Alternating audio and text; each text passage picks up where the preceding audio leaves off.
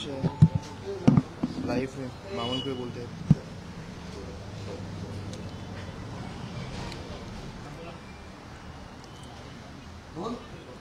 Sir, एक मोठा निर्णय तुम्ही घेतलेला आहे, शेतकऱ्यांसंदर्भातील ऐतिहासिक निर्णय मानला जातोय, काय प्रतिक्रिया आहे? सर्वप्रथम तर मी माननीय सुप्रीम कोर्टाचे आभार मानतो। विदर्भातल्या जवळपास 2 लाख परिवाराच्या घराच्या मालकी संबंधाने म्हणजे त्या घरं झुडपी जंगलामध्ये होते, झुडपी जंगलात दाखवले होते, ती सर्व घरं आणि सार्वजनिक मालमत्ता, पब्लिक प्लेसेस आणि पब्लिक सर्व्हिसेस अशा अनेक गोष्टी झुडपी जंगलावर होत्या, झुडपी जंगल जागेवर होत्या। माननीय सुप्रीम कोर्टाने काल जो निकाल दिला तो ऐतिहासिक निकाल आहे आणि त्या निकालामुळे विदर्भातल्या विकासाचा प्रश्न मार्गी निघाला आहे। मोठे मोठे प्रकल्प झुडपी जंगल अशी नोंद आल्यामुळे प्रकल्प थांबलेले होते, ते प्रकल्प पूर्ण होणार। 2 लाखाच्या वर घरांना पट्टे मिळणार आणि 50,000 हेक्टरच्या वर जमिनीवर डेव्हलपमेंट होणार। खरं तर हा मोठा निर्णय आहे। काल माननीय मुख्यमंत्री महोदयांनी सुप्रीम कोर्टाचे आभार मानले। संपूर्ण विदर्भाची जनता ज्यांना मागच्या 35 वर्षापासून या निकालाची प्रतीक्षा होती, तो ऐतिहासिक निकाल सुप्रीम कोर्टाने दिला, त्याबद्दल मी सुप्रीम कोर्टाचे आभार मानतो। खरं तर सुप्रीम कोर्टाने हा अत्यंत मोठा निर्णय देऊन विदर्भाच्या जनतेवर खूप मोठा त्या ठिकाणी हा प्रश्न सोडवला आहे। दुसरा महत्वाचं, आम्ही जिवंत सातबारा योजनेसोबतच वाळू शेतकऱ्यांना घरपोच देणे म्हणजे घरकुलाच्या जे लाभार्थी आहेत त्यांना घरपोच वाळू देणे सोबतच आता आम्ही निर्णय केलेला आहे। पांधन रस्ते जे आहे, पानंद रस्ते, या रस्त्याच्या किमान रुंदी 3 मीटर असली पाहिजे। त्याची जर दोघेही जर खाजगी शेतमालक असेल त्यांच्यातला तंटा सोडवून त्याची नोंद सातबारावर घेतली गेली पाहिजे। मोठ्या प्रमाणावर शेत पांधन रस्त्याला क्रमांक दिले पाहिजे, म्हणजे सर्व शेत पांधन रस्त्याला क्रमांक दिले पाहिजे, शिवपांधन रस्त्याला क्रमांक दिला पाहिजे आणि शेतकऱ्यांना जो रस्ता पाहिजे शेतात जाण्याकरता, जी अनेक दिवसाची मागणी आहे स्वातंत्र्य काळापासून, की शेतात जाण्याचा रस्ता असल्याशिवाय शेतकरी समृद्ध होऊ शकत नाही। शेतात वीज, शेतात रस्ता आणि शेतात इरिगेशन करता पाणी, या 3 गोष्टी शेतकऱ्याला मिळाल्या तर राज्याचा जीडीपी समोर जाईल। आणि म्हणून सर्वात महत्वाची अडचण या महाराष्ट्रात पुढच्या 5 वर्षामध्ये आम्ही सोडवतो आहे, शेतकऱ्याला रस्ता मिळावा, त्याकरता आम्ही निर्णय घेतला आहे। सोबतच आता आम्ही एक निर्णय घेतलेला आहे, 200 रुपयामध्ये एका परिवारातील सर्व शेतकऱ्यांची शेतीची वाटणी करून द्यायची। 200 रुपये पोटहिस्सा। ह्या पोटहिस्साला मोजण्याकरता खूप मोठा पैसा द्यावा लागत होता, म्हणून शेतकरी भावाभावामध्ये भांडणं सुरू होते। आता पोटहिस्सा मोजता येईल आणि लगेचच आता आपण 500 रुपयामध्ये संपूर्ण वाटणी जी शेतकऱ्यांची राहतील, परिवाराची वाटणी म्हणजे भाऊ बहीण, आई वडील यांना एखादी प्रॉपर्टी वाटायची असेल, शेती वाटायची असेल तर 500 रुपयाच्या मध्ये आम्ही त्याची रजिस्ट्री करून देऊ। संपूर्ण शेतीची जेवढे वाटणी होतील त्या वाटण्याला जवळपास 1 लाख 2 लाख खर्च यायचा, म्हणून वाटणी रजिस्टर करायची नाही, साध्या स्टॅम्प पेपरवर वाटणी करायचे आणि त्याचे वाद तयार व्हायचे।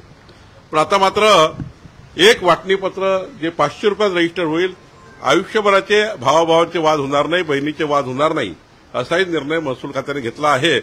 आणि पुढच्या काळात आम्ही विचार करतोय की राज्यामध्ये जो महत्वाचा तुकडेबंदी कायदा आहे, छोटे छोटे तुकड्यावर बंदी टाकलेली आहे, त्यामुळे मोठ्या प्रमाणावर त्या ठिकाणी 7-12 लोकांचे तयार होत नाही, कारण छोटा तुकडा घेतला तर 7-12 व्हावा लागतो, पण तो होत नाही कारण तुकडेबंदी कायदा राज्यामध्ये। मी माननीय मुख्यमंत्री चर्चा करणार आहे, या राज्यातला तुकडेबंदी कायदा हा रद्द करून सर्वच शेतकऱ्यांना, सर्वच घरमालकांना त्याच्या घरांचं स्वामित्व मिळालं पाहिजे, याचाही विचार आम्ही करतोय। अजून निर्णय झाला नाही, पण तुकडेबंदी कायदा रद्द करावा अशी मागणी या राज्याच्या जनतेकडून येत आहे।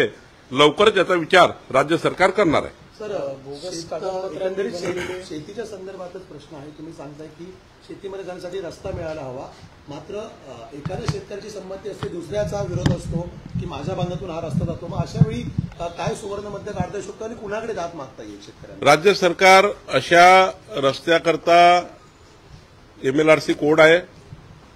या राज्यात कुणाचाही रस्ता कोणाला अडवता येत नाही.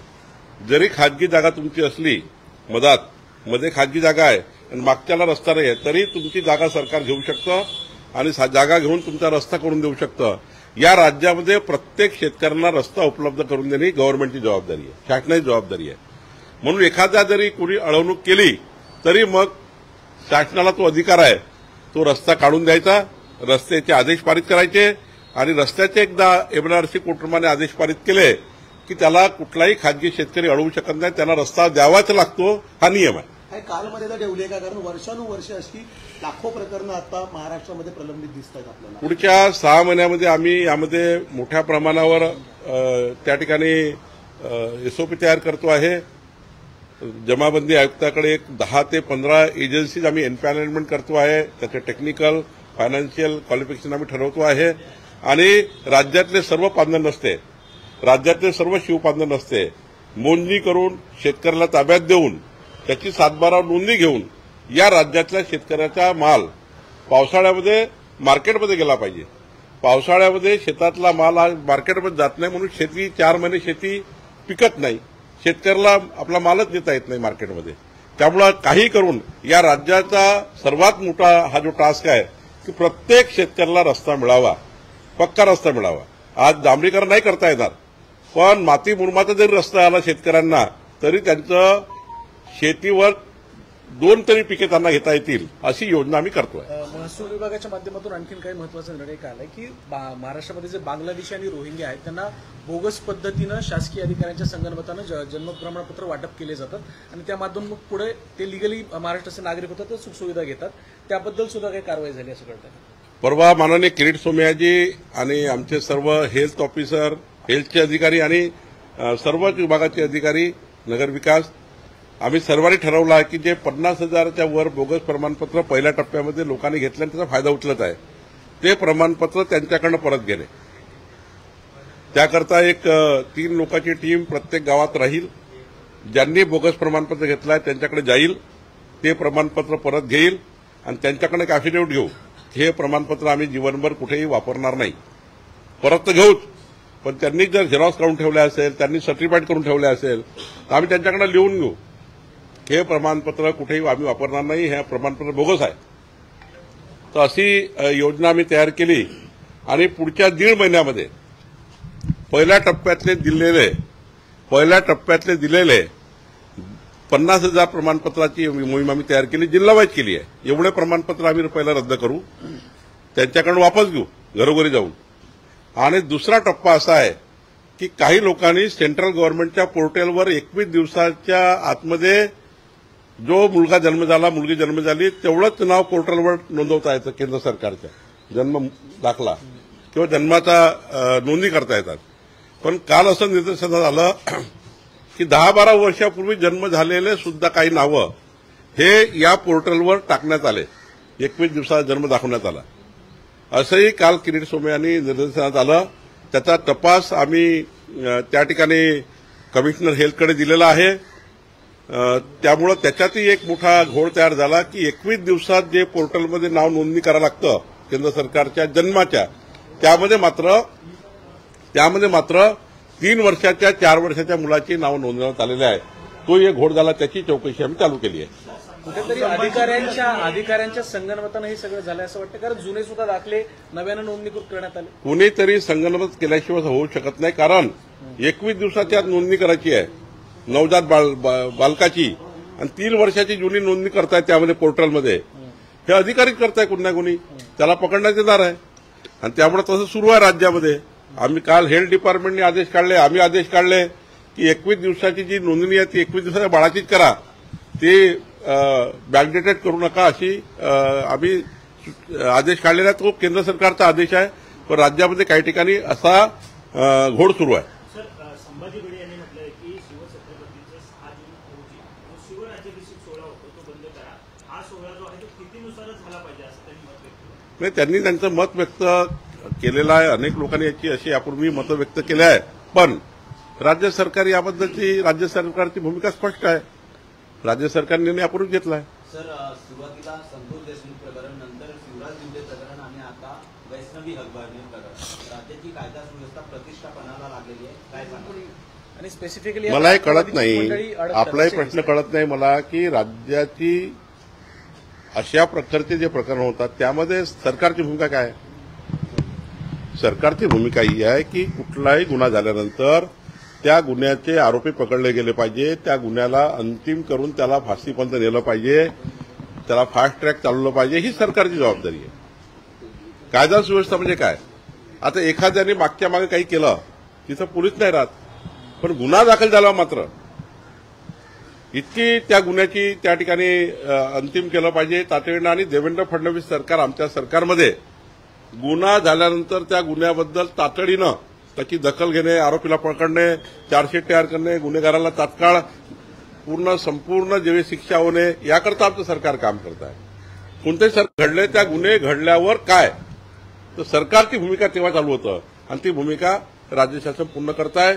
आमचे संपूर्ण आता घरातल्या घरात एखादा गुन्हा घडला, घरातल्या घरात गुन्हा घडला, तर घरातल्या गुन्हा घडल्यानंतर पोलिसांना माहिती झालं, पोलिसांनी काय केलं, यामध्ये सरकार काम करण्याची जबाबदारी सरकारची आहे. पण आता ज्या प्रकरणांचा उल्लेख झाला, अग्रक्रमाने राष्ट्रवादीच्या पदाधिकाऱ्यांचा उल्लेख सातत्याने या घटनांमध्ये दिसतोय. संतोष देशमुख असेल, वैष्णवी दिवटे असेल किंवा वैष्णवी हगमन असेल किंवा मग युवराज दिवटे असेल. मी तुम्हाला एक सांगतो, कोणत्याही पार्टीच्या कार्यकर्त्या हा असे गुन्हे करत असेल, आता हे पार्टीला माहीत असतं का.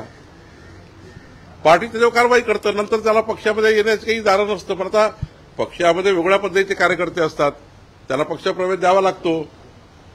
शेवटी प्रत्येकाला एक मत द्यायचा अधिकार आहे संविधानामध्ये. मग आता असा कार्यकर्ता किंवा असा चांगला एखादा कार्यकर्ता आज असेल आणि त्याने उद्या गुन्हा केला, समजा एखाद्या जातला गुन्हा घडला, नंतर त्याला पक्षात ठेवणे योग्य नाहीये. पण आता त्यांना काय त्याची वृत्ती आहे, काय आतमधून प्रवृत्ती आहे, त्यावर तर आम्हाला ठरवता येत नाही ना. तेव्हा राष्ट्रवादीचा होता की बीजेपीचा होता की काँग्रेसचा होता हे महत्व नाही आहे. ज्यांनी गुन्हा केला आहे त्याच्या गुन्हा तो पार्टीचा, कुठल्या सत्ताधारी पार्टीचा असो विरोधी पार्टीचा असो, त्याला अंतिम शासन झालं पाहिजे, ही जबाबदारी त्या पार्टीची आहे, ही जबाबदारी सरकारची आहे. तर मला वाटतं त्या पक्षाने, मग त्या विरोधी पक्षाचे असे अनेक लोकांनी गुन्हे केले, त्यांनी आपल्या पक्षाच्या लोकांना काढून टाकला आहे, आम्ही आपल्या पक्षाच्या लोकांना काढून टाकला आहे. त्यामुळे यामध्ये पक्ष काही विषय आणू नये. गुन्हा आहे, आरोपी आहे आणि कोणत्याही आरोपी आणि कोणत्याही गुन्हेगाराला क्षमा नाही, या भूमिकेत राहिलं पाहिजे. अमरावतीमधली एक ऑडिओ क्लिप समोर आली आहे. वन विभागाचा अधिकारी जो आहे तो बदलीसाठी पैसे मागतानाची एक ऑडिओ क्लिप समोर आली आहे. या सगळ्याची प्रकरणाची चौकशी होईल. त्या ज्याच्याकडे ऑडिओ क्लिप आहे त्यांनी तात्काळ ते पोलिसांना दिली पाहिजे. पोलीस त्या कोणता जो तो अधिकारी आहे पैसे मागणारा, आणि माझंही म्हणणं आहे तुमच्या माध्यमातून, आमच्याही नावाने या राज्यामध्ये मागे मला निदर्शनाला आलं होतं वाळूच्या बद्दल माझ्या नावाने काही पैसे उकळण्याचा प्रयत्न केला भंडारा गोंदिया जिल्ह्यात. आता मी ऐकतोय नांदेड जिल्ह्यात काही सुरू आहे. तर माझ्या नावाने असो की सरकारच्या नावाने असो किंवा कोणत्याही मंत्र्याच्या नावाने असो, कुठल्या अधिकाऱ्याच्या नावाने असो, या राज्यात तुम्हाला कोणी बदल्या ट्रान्सफर अपॉइंटमेंट करता, अवैध व्यवसाय करता, सरकारच्या नावाने जर कोणी पैसे मागत असेल तर त्यांना तात्काळ पोलीस केस केली पाहिजे. त्यावर सरकार कारवाई करेल. बाहेरच्या बाहेर कोणतरी पैसे जमा करतील, बाहेरच्या बाहेर कोणी मंत्र्याच्या नावाने पैसे घेतील, बाहेरच्या बाहेर कोणीतरी अधिकाऱ्याच्या नावाने पैसे घेतील, हे मात्र त्यांची चूक आहे, आमची चूक नाहीये. तुम्ही पैसे देणे हेच चूक आहे. पैसे देणारा आणि पैसे घेणारा दोन्ही आरोपी आहे. आणि त्यामुळे असं काही झालं असेल तातडीनं पोलीस केस केली पाहिजे. मी माझ्या फेसबुक लाईव्ह टाकलेला आहे, फेसबुकवर माझा पोस्ट टाकलेली आहे. माझ्या नावाने कोणी जर पैसे मागितले त्याची पोलीस केस करा. आणि तसंच या महाराष्ट्रामध्ये मी आवर्जून सांगेल, सर्वच मंत्री आणि सर्वच सरकारबद्दल कोणी पैसे मागितले तर माननीय देवेंद्र फडणवीस सरकार, आमचं सरकार पारदर्शी सरकार आहे. आमच्या नावाने कोणी पैसे मागितले तर पोलीस केस केली पाहिजे, या मताचा मी आहे. पावसामुळे शेतीचं प्रचंड नुकसान झालेलं आहे, तुम्ही काय आदेश दिलेले आहेत का? शेतकरी सरकारकडे लक्ष देऊन आहे. हो, माननीय मुख्यमंत्र्यांनी परवाच्याही खरीप आढाव्यामध्ये कालही बोलताना आणि मुख्य सचिवांनी यासंबंधी आदेश दिलेले आहे. महसूल खातं त्या ठिकाणी कृषी खातं दोन्ही मिळून जॉईंटली काम करत आहे आणि लवकरच याचं सर्वेक्षण करून शेतकऱ्यांना नुकसान भरपाई मिळाली पाहिजे, याकरता काम शासन करणार आहे. भाजप आमदार संदीप जोशींनी काल एक पत्र लिहिले मुख्यमंत्र्यांना आणि शिवसेनेचे मंत्री संजय राठोड यांच्या विभागामध्ये पैसे घेऊन बदल्या केल्या जात आहेत, अशा प्रकारचा गंभीर आरोप. मी आरोप आता सांगितलं, कोणी आमदार, कोणी खासदार, कोणी मंत्री, कोणी काही सरळ पोलिसांना कंप्लेंट केली पाहिजे. तर संजय राठोडच्या मतदार खात्यामध्ये कोणी पैसे मागताय, कोणी मागितले आणि कोणी दिले आणि कोण देणार? अँटी करप्शन डिपार्टमेंट आहे राज्यामध्ये, आहे ना. तुम्ही एसीबीची कारवाई करा ना, तुम्ही अँटी करप्शन पकडून द्या, तुम्ही अँटी करप्शन पकडून द्या लोकांना. माझं म्हणणं काय असं, म्हणजे माझ्याकडे तक्रार येतात रोज, या अधिकाऱ्याने घेतलं, त्या अधिकाऱ्याने घेतलं. तुम्ही अँटी करप्शन कंप्लेंट का करत नाही, अँटी करप्शनची कारवाई का करत नाही? मी आता पुण्यामध्ये माझ्याकडे चार अधिकारी भूमी अभिलेखचे ज्यांनी लोकांना पैसे मागितले, मी अँटी करप्शनला दिलं प्रकरण, त्यातला एक पकडला गेला. शेवटी हे कायदा आहे, कायद्याने गेलं पाहिजे असं माझं मत आहे. सर, संभाजीनगरमध्ये धक्कादायक बाब समोर आलेली आहे. अल्पवयीन मुलींचं गर्भवती होण्याचं प्रमाण प्रचंड वाढल्याची शासकीय आकडेवारी समोर येते. काय सांगाल याचा अर्थ? बालविवाह सुद्धा मोठ्या प्रमाणात होतात. मोठ्या प्रमाणात थोडा अजूनही संपूर्ण जो अशिक्षित भाग आहे किंवा आपण म्हणू तिथे अजूनही सरकारचं त्या ठिकाणी योग्य पद्धतीचं आम्ही स्किल देण्यामध्ये कमी पडलो समजा. अजूनही लोकांना आम्ही आमची सरकारची जे काही कायदे आहेत, आजकाल अशिक्षित समाज, अशिक्षित परिवार यांना अजूनही काही गोष्टी माहिती नाही. त्यामुळं आमची सरकारमध्ये आमची जबाबदारी आहे की आमचं एवढं मोठं इन्फ्रास्ट्रक्चर आहे, आशा सेविका आहे, अंगणवाडी सेविका आहे, या सर्वांनी घरोघरी जाऊन आपल्या सरकारच्या माध्यमातून प्रबोधन केलं पाहिजे. त्या ठिकाणी घरोघरी आमचं सरकार पोहोचून या अशा घटनांतनं जनतेला दूर केलं पाहिजे. जनतेला असा जो त्या ठिकाणी काही कायदे माहिती नाही आहे किंवा याचे परिणाम काय वाईट आहे बालविवाहाचे हे माहिती नाही. तर आम्ही आता पुन्हा एकदा सुमोठो मी विनंती करेल माननीय मुख्यमंत्र्यांना की सुमोठो एकदा सर्व राज्यातली जे क्लास 3, क्लास 4 वर्ग आहे, अंगणवाडी सेविका, आशा सेविका आहे, पटवारी आहे, कोतवाल आहे, ग्रामसेवक आहे, या सर्वांच्या माध्यमातून प्रत्येक घरी जाऊन एकदा यामधनं होणारे दुष्परिणाम याची माहिती घरोघरी पोहोचवण्याकरता सरकार काम करेल. त्याकरता मी माननीय मुख्यमंत्र्यांशी बोलेल. महापालिकेसंदर्भात तयारी सगळ्यांची सुरू झालेली आहे. भाजपकडनं उद्या जरी निवडणुका लागल्या तरी भारतीय जनता पार्टी निवडणुका लढण्याकरता सज्ज आहे. 1.5 कोटी सदस्य संख्या असलेला भाजप आहे. 1,60,000 ऍक्टिव्ह मेंबरशिप असलेली भाजप आहे. भारतीय जनता पार्टीने 52% मतं यावेळी विधानसभेत घेतलेले आहे. देवेंद्र फडणवीस सरकार, आमचं सरकार गतिमान सरकार काम करत आहे आणि त्यामुळे जनतेला आमच्यावर विश्वास निर्माण झाला आहे. आणि त्यामुळं महायुतीमध्ये आम्ही तिघेही बसून योग्य निर्णय करू आणि उद्या निवडणुका झाल्या तर आमची महायुती महाराष्ट्राच्या सर्व महानगरपालिका, सर्व जिल्हा परिषदा, सर्व नगरपालिकेमध्ये महायुतीचे सरकार येतील अशी तयारी आम्ही केली आहे. स्पेसिफिक मुंबई संदर्भात चर्चा आहे की शिंदे गटाकडनं 100 जागा लढवण्याची तयारी सुरू आहे. ज्या पद्धतीची इन्कमिंग सुरू आहे, विविध जर निवडणूकच लागली नाही तर काय अलायन्सची चर्चा होईल आणि काय अलायन्सची चर्चा तुम्ही करताय? मी सकाळी ब्रेकिंग न्यूज बघितली, 100 शिंदे, 150 भाजपा, तुम्हीच आमच्यामध्ये लावालावी करताय. काही असं नाहीये हो. आता आपल्याला पहिला एकनाथ शिंदेजी बसणार आहोत, अजितदादा बसणार आहोत. निवडणुका जसं लागल्या आता प्रभाग रत्न होईल, म्हणजे साधारण अजून वेळ आहे. पण एक गोष्ट खरी आहे की आमच्या संपूर्ण निवडणुका महायुतीमध्ये होणार आहे. अमित शहा देखील 3 दिवसाच्या महाराष्ट्र दौऱ्यावरती येत आहेत. मुंबईमध्ये सुद्धा ते असतील. काही त्यावेळेला बैठका होतील अशी शक्यता? माननीय अमित भाई उद्या 25ला रात्री नागपूरला येत आहे.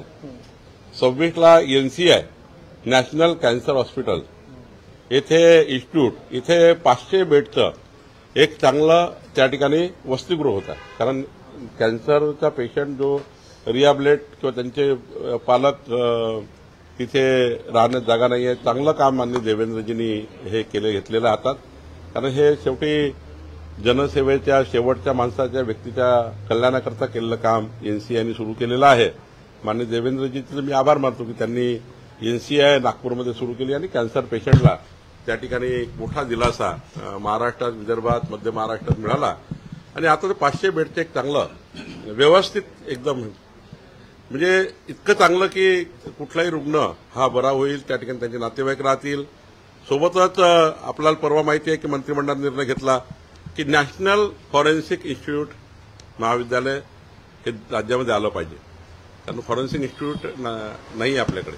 त्यामुळे ते नागपूरला होत आहे. त्याचं ते गृह खात्याच्या अधिकारात आहे. त्याचं भूमिपूजन आहे नागपूरमध्ये. आणि मग माननीय अमितभाई नांदेडला येणार आहेत 26 तारखेला दुपारी नांदेडला आल्यानंतर नांदेडला भारतीय जनता पार्टीने एक त्या ठिकाणी शंखनाद कार्यक्रम घेतलेला आहे. आणि मग अमितभाई मुंबईत येऊन मुक्काम करून 26ला 27ला इथं जाणार आहे. म्हणजे 25ला रात्री नागपूरला येणार, 27नं दुपारी मुंबईतनं दिल्लीकडे जाणार. 22 जिल्ह्याची मला पालकमंत्रीपद जरी नाही दिलं तरी सुद्धा मी काम करतो. याचा अर्थ जे पालकमंत्रीपद नाशिकचं आहे ते भाजपला मिळणार आहे का काय? नाही, आमची तर सर्वांचीच हीच मागणी आहे, एकनाथजी, अजितदादा आणि सर्वांनाच, की नाशिकचं पालकमंत्रीपद हे भाजपकडेच असावं ही मागणीच आहे. आणि त्यासाठी चर्चा सुरू आहे. ते काही लपलेलं नाही आहे. आता दुसरं तिथे अजितदादाची मागणी आहे, माननीय एकनाथ शिंदेची ती मागणी आहे. इकडे रायगडला तीच मागणी आहे. रायगडमध्ये दोघांचंच त्या ठिकाणी, रायगड हे राष्ट्रवादी की शिवसेना. पण मला वाटतं आता वाद संपवण्याची वेळ आलेली आहे. लवकरच हा वाद संपेल, त्याच्यासाठी आम्ही पुढाकार घेणार आहोत. तर शेवटचा प्रश्न, भाजपकडनं 58 जिल्हाध्यक्षांच्या संघटनात्मक नेमणुका करण्यात आल्या, परंतु 22 नेमणुका ज्या आहेत ते 10-11 दिवस झाले तरी सुद्धा अद्याप झालेल्या नाही. आमचं कारण नेमकं काय? काही कारण नाही आहे. काही कारण नाही आहे. कन्सेन्सस कधी कधी व्हायचे असतात. 3 नाव असतात चांगल्या मेरिटवर. ABC 3 नाव. आता ए त्याचा ए कुठला, बी कुठला, सी कुठला. जर तुमच्या वार्ताहरामध्ये ABC ए मध्ये कोण, बी मध्ये कोण, सी मध्ये कोण, तसं असतं. नाही, नाव नाही घेत मी. तुम्ही तुमचंही मेरिट लागतं काम करायला. प्रत्येकाच्या जॉबमध्ये मेरिट लागतं. म्हणजे प्रत्येकाला जॉबला मेरिट आहे. तुमच्याही जॉबला मेरिट आहे, आमच्याही संघटनेला मेरिट आहे. सर्वच कार्यकर्ते चांगले आहेत. तिन्ही लोक लायबल आहे आता. म्हणजे आता मुंबईचे तर जे आहेत ते तिन्ही मेरिट आहेत. आता त्यामध्ये उत्तम, अतिउत्तम, सर्वोत्तम आणि सर्वांना सोबत घेऊन कोण चालेल, तर अशा या ठिकाणी समीकरण जुळवा लागतात. त्यामुळे थोडं थांबलाय. पण 22 नाव तयार आहे. केव्हाही म्हणजे पुढच्या आठवड्यात केव्हाही हे नाव जाहीर होतील. अभी मुंबई महानगर पालिका चुनाव को लेकर आपकी तैयारियां है क्या? 150 से ज्यादा सीटों पर बीजेपी लड़ने की तैयारी में, और एकनाथ शिंदे के साथ गठबंधन को लेकर क्या कोई बातचीत ऑफिशियली शुरू हुई है? सबसे पहले तो जब तक चुनाव की घोषणा होती नहीं तब तक इस बात को वैल्यू नहीं है. कोई वैल्यू नहीं. मीडिया ट्रायल चल रहा है और आपका ही ट्रायल चल रहा है. हमारे बीच में कुछ नहीं है. हमारे बीच में जिस दिन चुनाव लगेगा उस दिन एकनाथ जी, देवेंद्र जी, अजित दादा, मैं, सुनील तटकरे जी, हम सब बैठेंगे और महायुति का फैसला करेंगे. कौन सी जगह किसको जाएगी, कौन सी जगह किसको जाएगी. ये पक्का है कि महायुति होगी. महायुति में ही लड़ा जाएगा. आशीष शेलार जी बैठक में रहेंगे. मुंबई के सारे उनके राष्ट्रवादी और शिवसेना के जो लोग वो भी रहेंगे. लेकिन जीतने के लिए लड़ना है, हारने के लिए लड़ना नहीं है. अब महायुति का मेयर मुंबई में रहेगा. ये निर्णय महायुति ने लिया है. इसमें अमित शाह इनका भी रोल देखा, क्योंकि जब भी चुनाव होता है तभी उनके दौरे बढ़ते हैं. अरे भाई, अभी कोई चुनाव ही नहीं लगा है. अभी तो दौरा उनका जो है वो आपको मालूम है किस काम के लिए है. वो नेशनल कैंसर हॉस्पिटल जो आया है नागपुर में, जो देवेंद्र जी ने एक देन दी है इस महाराष्ट्र को और मध्य भारत को. ऐसा कैंसर हॉस्पिटल जो एक मध्य भारत का सबसे आधुनिक हॉस्पिटल बनाया गया. और उसके बाजू में 500 बेड का एक हॉस्टल आ रहा है, जो वहां कैंसर के पेशेंट के परिवार रहते हैं, बाहर बैठे रहते हैं, बाहर सोते हैं, कभी कभी चद्दर डाल के भी रास्ते में सो जाते हैं. ऐसे परिवार है. उनके लिए एक अच्छा हॉस्टल देवेंद्र जी बनाना चाहते हैं. उसके लिए माननीय अमित भाई आ रहे. साथ में हमारा नागपुर में नेशनल फॉरेंसिक इंस्टीट्यूट महाविद्यालय जो आ रहा है, इंस्टीट्यूट आ रही है, उसका एक बड़ा उद्घाटन, भूमि पूजन का कार्यक्रम है. वो गृह डिपार्टमेंट का, होम डिपार्टमेंट का है. उसके लिए अमित भाई आ रहे. नांदेड़ में एक हमारा पॉलिटिकल कार्यक्रम है 26 तारीख को 5 बजे, जो जनसभा है. इसमें जनसभा से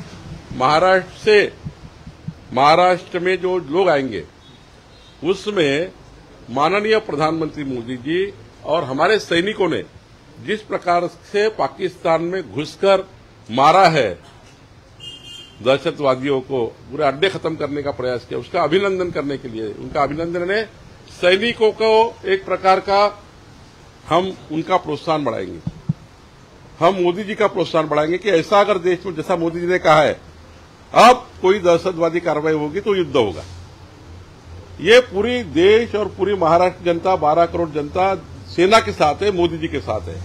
और अमित भाई की जो जनसभा है उसके आधार पे कि हम सब सरकार के साथ है, हम सब सरकार के साथ है, हम सब सैनिकों के साथ है, इसलिए वहां एक जनसभा भी है।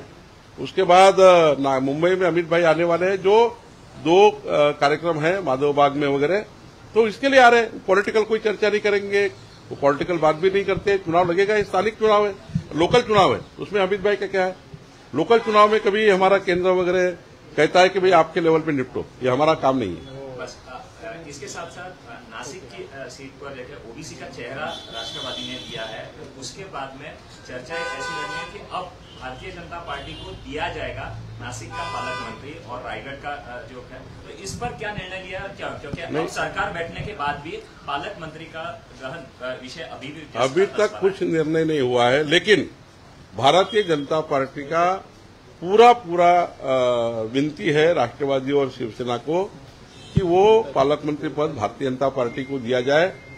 और हमने आग्रह भी किया इस चीज के लिए, एकनाथ जी और अजीत दादा विचार करेंगे हमारे आग्रह का। और जहां तक सवाल है रायगढ़ का, तो रायगढ़ के सीट पर सुनील तटकरे जी वहाँ स्टेट प्रेसिडेंट है राष्ट्रवादी के, और वहाँ शिवसेना भी बहुत आग्रही है। वहाँ शिवसेना और राष्ट्रवादी 2 पार्टी का बहुत आग्रह है, बहुत ज्यादा आग्रह है। और ये दोनों आग्रह नासिक और अपना रायगढ़ का, इस जल्दी सुलझाने के लिए भारतीय